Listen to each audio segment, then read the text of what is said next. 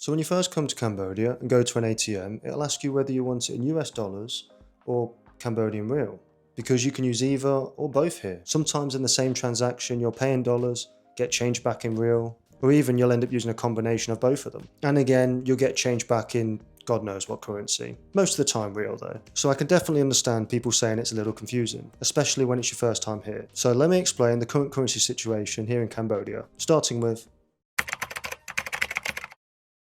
So what's actually going on?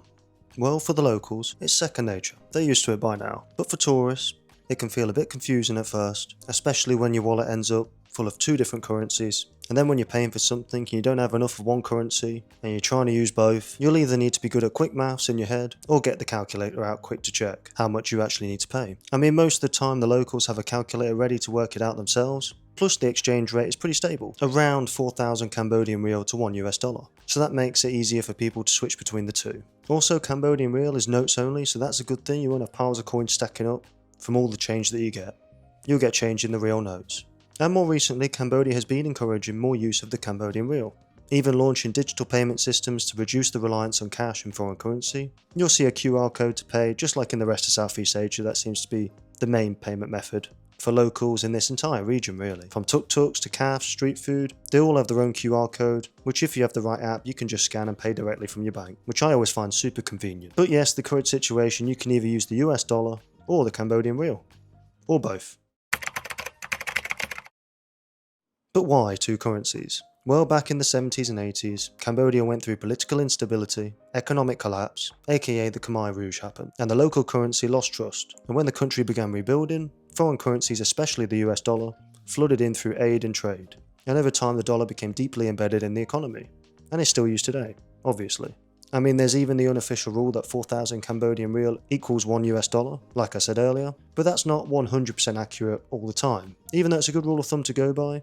And although it sounds simple enough, right? That's until somebody hands you 13,500 Riel in change, and then you have to start doing maths like your life depends on it. Plus, honestly, living out here turns everybody into a part-time accountant, which is just fun.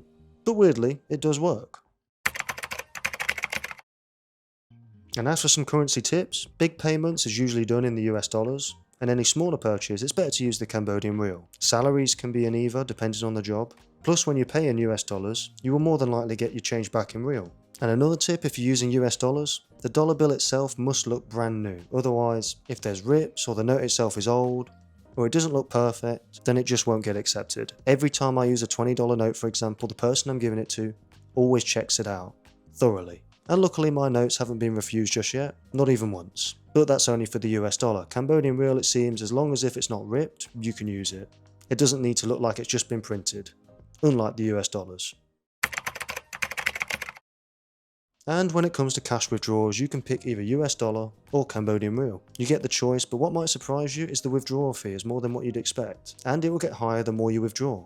Obviously this depends on which bank and ATM you use, but for example the ABA bank and their ATM, $200 will cost you a $6 withdrawal fee, and $500 will cost you a $9 withdrawal fee. So it is best to withdraw in larger sums since you're going to be charged either way, so there's no point having it add up, because you'll be going to the ATM multiple times a month. I try and stick to it once a month and just take the $10-ish hit every time.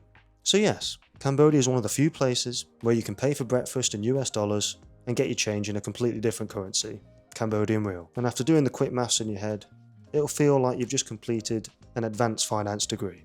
At first it will feel chaotic, you're checking notes, counting zeros, doing maths in public, but after a while it starts to make sense. Kind of, sort of. And honestly that's part of the charm.